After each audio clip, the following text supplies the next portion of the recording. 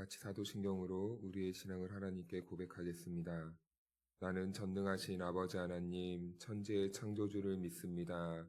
나는 그의 유일하신 아들, 우리 주 예수 그리스도를 믿습니다. 그는 성령으로 잉태되어 동정녀 마리아에게서 나시고 본디오 빌라도에게 고난을 받아 십자가에 못 박혀 죽으시고 장사된 지 사흘 만에 죽은 자 가운데서 다시 살아나셨으며 하늘에 오르시어 전능하신 아버지 하나님 우편에 앉아 계시다가 거기로부터 살아있는 자와 죽은 자를 심판하러 오십니다. 나는 성령을 믿으며 거룩한 공교회와 성도의 교제와 죄를 용서받는 것과 몸의 부활과 영생을 믿습니다. 아멘. 497장 주 예수 넓은 사랑 찬양하겠습니다.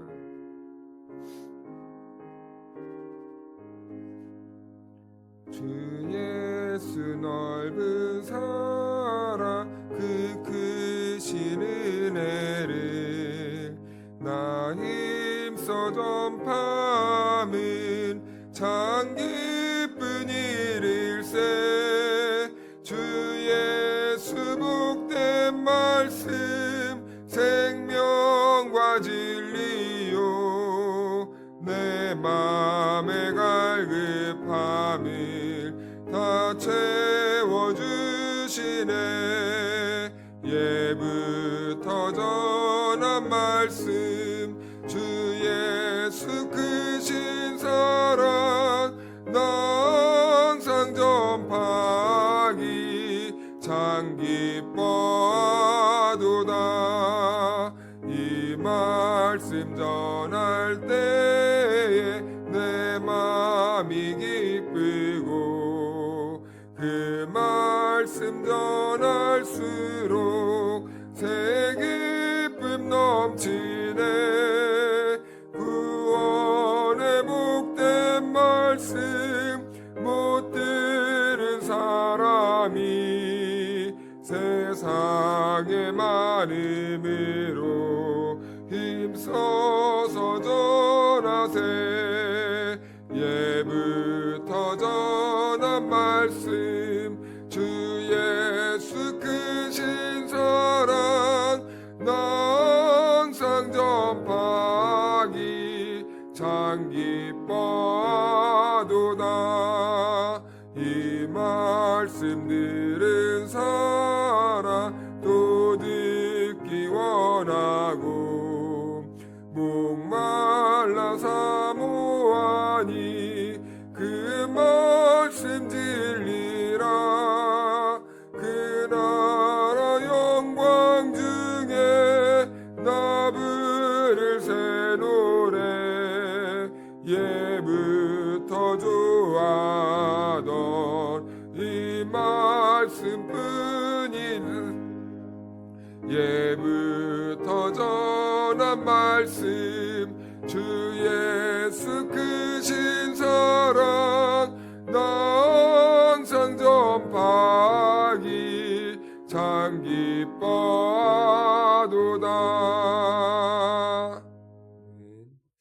오늘 이 새벽 우리에게 주신 하나님의 말씀은 출애굽기 25장 10절에서 22절 말씀입니다. 그들은 조각목으로 궤를 짜되 길이는 2규빗 반, 너비는 1규빗 반, 높이는 1규빗 반이 되게 하고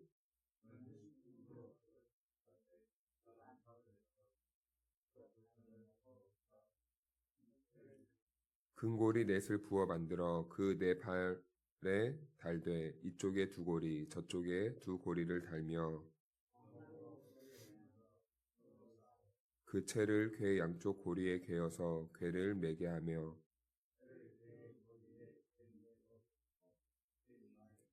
내가 네게 줄 증거판을 궤 속에 둘지며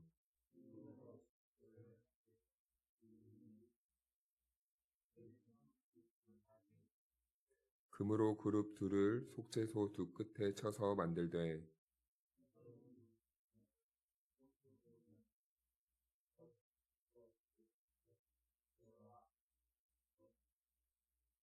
그룹들은 그 날개를 높이 펴서 그 날개로 속죄소를 덮으며 그 얼굴을 서로 대하여 속죄소를 향하게 하고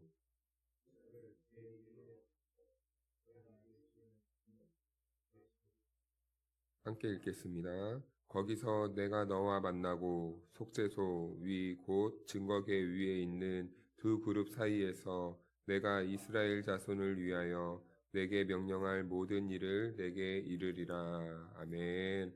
할렐루야. 네, 하나님의 은혜와 평강이 우리 모두에게 함께하기를 주님의 이름으로 축원합니다. 네, 이제 성막을 지은 후에 성막 안에 내용물이 소개가 됩니다.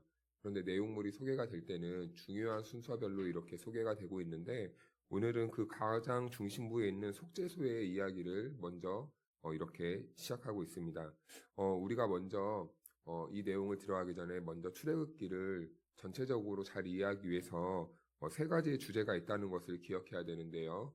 출애굽기는 먼저 하나님께서 이스라엘 백성들을 애굽의 땅에서 구원해낸 그 구원의 기록을 이야기를 기록한 책이고 두 번째는 하나님께서 이제 그 건져낸 이스라엘과 이제 너희는 내 백성이 되었으니 너희는 이렇게 이렇게 살아야 된다라는 그 언약을 맺은 장면이 있었고 세 번째는 하나님이 이제 어떻게 그들에게 임하시는가라는 것을 이야기하고 있는데 오늘은 그 임재에 관한 그 이야기가 이제 조금씩 더 구체적으로 드러나고 있게 됩니다.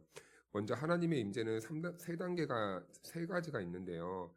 첫 번째는 가시 불꽃 가운데에서 이제 모세를 부르실 때 그때 이제 타지 않는 그 떨기나무 불꽃 사이에서 하나님이 임재하셔서 모세를 부르십니다. 그리고 두 번째는 하나님께서 이제 시내산에 임재하셔서 보이십니다. 그리고 세 번째는 이제 하나님께서는 성막을 통하여서 임재하신다라고 이렇게 말씀하고 있습니다. 하나님은 오늘 이렇게 우리가 가시 불꽃 떨기 그리고 또 시내산에서도 임재하시고 또 이렇게 성막에서 임재하시는 것을 보면 하나님께서는 한 곳에 고정되지 않는 분이라는 것을 우리가 알 수 있습니다.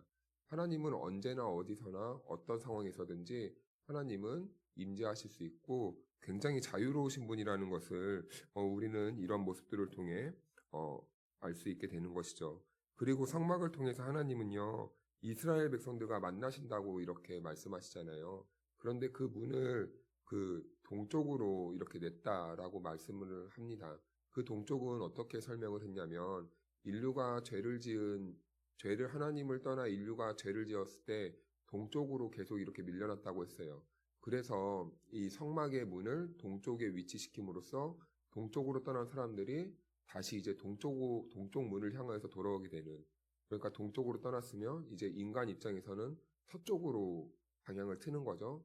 그래서 근데 그 문은 이제 동쪽을 향해서 있다라는 겁니다. 그래서 멀어졌던 하나님의 백성들이 다시 하나님께로 돌아오고 회개하는 그 그림을 이렇게 묘사하고 있다고 말씀드렸습니다. 먼저 성막의 규모는 그렇게 우리가 생각하는 것처럼 엄청나게 크거나 웅장하거나 화려한 곳은 아닙니다. 굉장히 규모는 크지 않아요. 세로는 약 4m 정도 되고 가로는 13.5m 정도 됩니다. 그리고 높이는 한 4.5m 정도 되는데요. 아담한 크기인 거죠. 그리고 그 내부의 크기는요. 두 부분으로 나누어져 있어요. 지성소와 성소로 구분되어져 있습니다. 그런데 그 지성소에는 1년에 한 번 대제사장만 들어갈 수 있는 그 자리예요. 그리고 그 지성소에는 우리가 잘 알고 있는 그 벗개가 이렇게 가운데 놓여져 있고 한쪽 면에 이렇게 휘장이 쳐져 있습니다. 벗개는 나무 상자로 제조하거든요. 그런데 그 표면을 그 금으로 이렇게 둘러싸게 되어 있어요. 금으로 도장을 하는 거죠. 그리고 운반할 때는 사람이 들 수 있도록 막대기를 끼워서 벗개를 이동하게 됩니다. 벗개는 함부로 손을 댈 수 없어요. 그래서 사무엘 하를 보면요. 벗개를 함부로 이렇게 손을 대었다가 죽은 사람들이 나옵니다. 또 벗개 윗부분을 보면 두 천사가 서로 마주보고 있어요. 그런데 마주보고 있는데 천사의 날개가 서로 이렇게 맞닿아 있는 모습으로 이렇게 모형이 되어 있습니다. 그렇다면 이제 이것이 무엇을 뜻하는지를 우리가 보아야 되겠는데요. 먼저 우리가 오늘 읽었지만 11절부터 16절 말씀을 다시 한번 보시면 너는 순금으로 그것을 싸되 그 안팎을 싸고 위쪽 가장자리로 돌아가며 금테를 두르고 금고리 넷을 부어 만들어 그 네 발에 달되 이쪽에 두 고리 저쪽에 두 고리를 달며 조각목으로 채를 만들어 금으로 싸고 그 채를 궤 양쪽 고리에 깨어서 궤를 매게 하며 채를 궤 고리에 깬 대로 두고 빼내지 말지며 내가 내게 줄 증거판을 궤 속에 둘지며. 아멘. 네, 먼저 생각해 볼 것은요. 법궤에는 이 세 가지의 물건이 들어가 있습니다. 세 가지의 물건이 들어가 있는데 그 돌판, 증거판이 들어가져 있고요. 그리고 아론의 쌍난 지팡이가 들어가져 있습니다. 그리고 이 만나가 등 항아리가 마지막으로 들어가게 됩니다. 이것은 무엇을 뜻하냐면 이 이스라엘 그 백성들이 광야의 노정길에서 하나님께서 그 하신 말씀에 어떻게 불순종했는지 그것을 담고 있는 것이 사실은 이 세 가지입니다. 그 두 돌판과 그리고 아론의 쌍난 지팡이, 만나. 이것은 하나님에 대한 불순종과 거역을 상징하는 물건들을 법궤 안에 넣어둔 거죠. 그러면서 그것을 보면서 이스라엘은 우리가 하나님 앞에 이런 존재라는 것을 깨닫게 됩니다. 그런데 그 법궤 위에 오늘 하나님께서는 속죄소를 만들어서 덮으라고 하십니다. 그 모양은 우리 눈으로 보기에는 뚜껑처럼 보이게 돼요. 그래서 법궤를 만들고 속죄소를 따로 만들어서 법궤 위에 이렇게 올려놓게 되는 겁니다. 속죄소의 뜻은요, 자비의 자리라고 이렇게 이해가 돼요. 그런데 이것을 조금 더 정확하게 직역을 하면은 속죄소의 뜻은 자비의 속죄소의 뚜껑입니다. 그리고 속죄소의 덮개로 이렇게 번역을 하게 됩니다. 왜냐하면 이 제사장이 어린 양의 제물의 피로 그 가지고 지성소 안에 들어와요. 그래서 그 어린 양의 피, 이 가축의 피를 이 속죄소 위에 뿌리게 됩니다. 그러면요, 그 뚜껑에 피가 뿌려짐으로써 하나님에 대한 이 거역과 불순종이 속죄된다는 것을 의미하게 되는 거예요.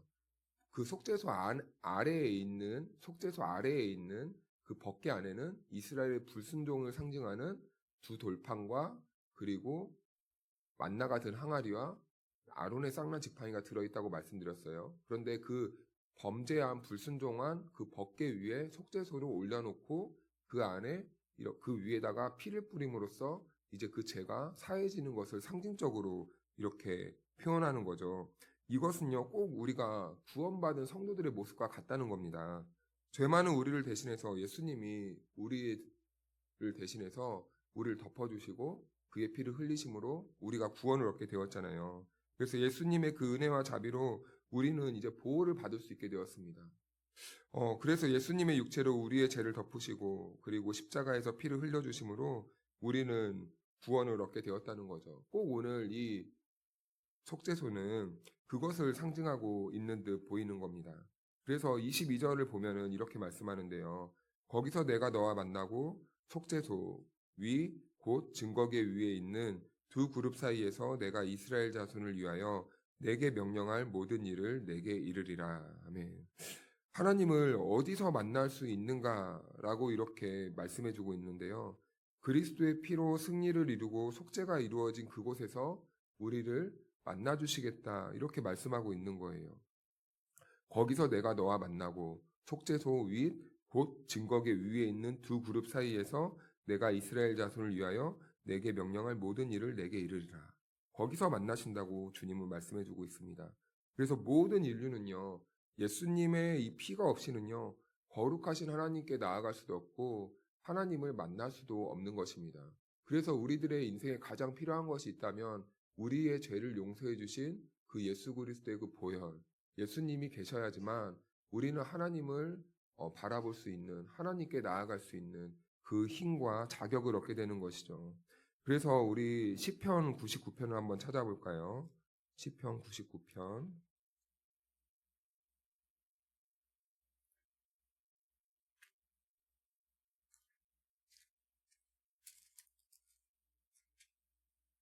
구약 874면입니다.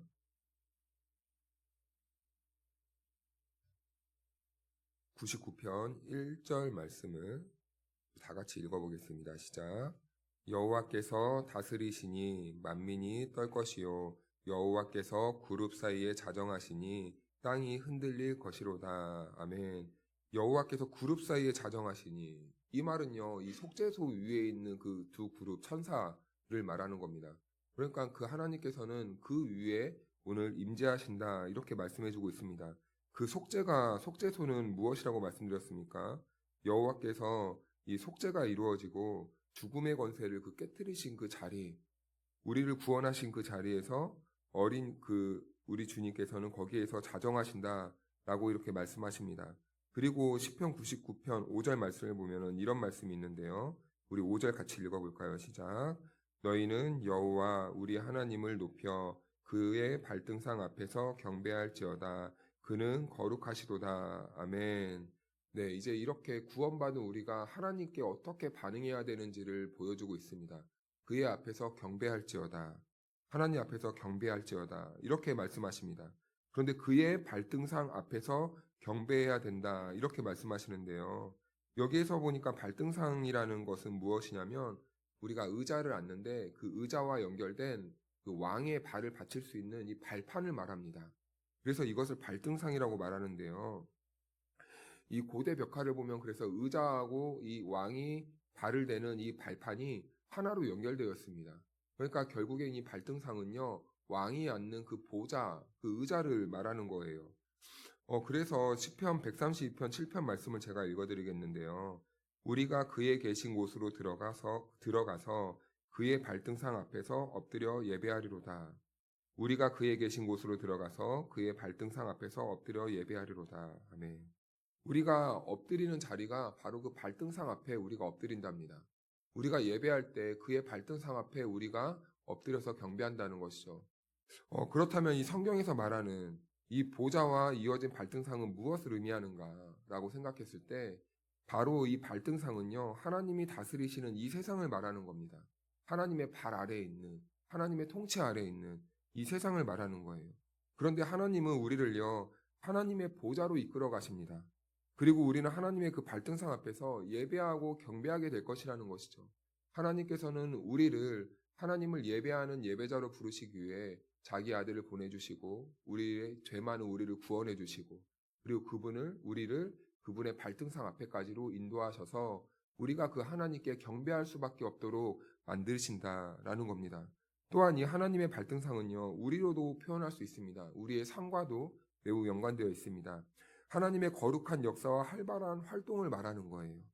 즉 하나님의 다스리심을 의미하는 겁니다. 모든 세상은 다 하나님의 발 아래에 있잖아요. 그 발 아래에 있다는 것은 무슨 말입니까?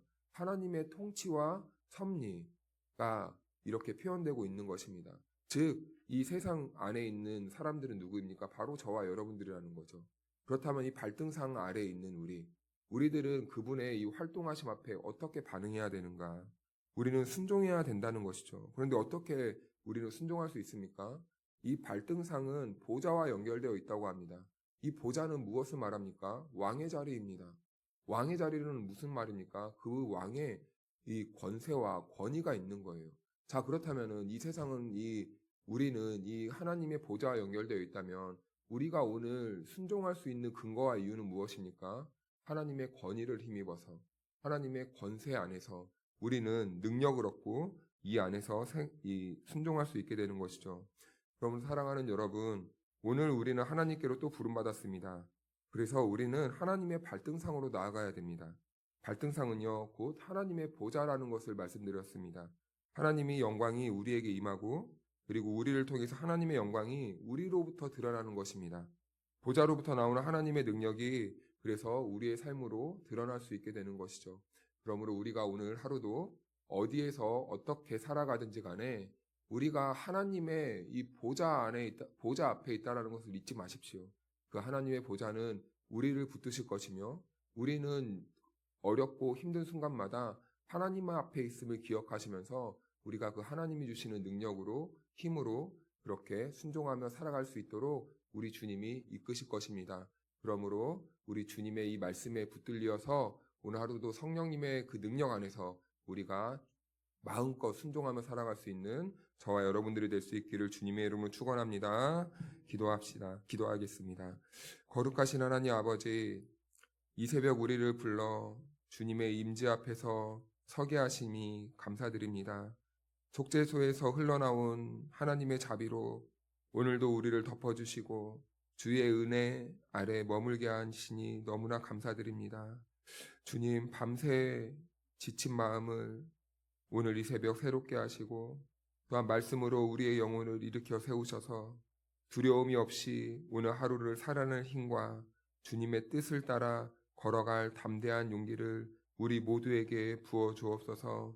그래서 오늘 하루 우리의 모든 삶이 하나님께 영광 올려드리는 삶이 될 수 있도록 도와주시옵소서. 이 아침에 드린 우리의 이 고백이 오늘의 모든 순간에서 그리스도를 드러내는 빛이 되어 하나님의 영광을 충만하게 드러내기에 부족함이 없도록 도와주시옵소서. 감사드리며 예수님의 이름으로 기도하옵나이다. 아멘.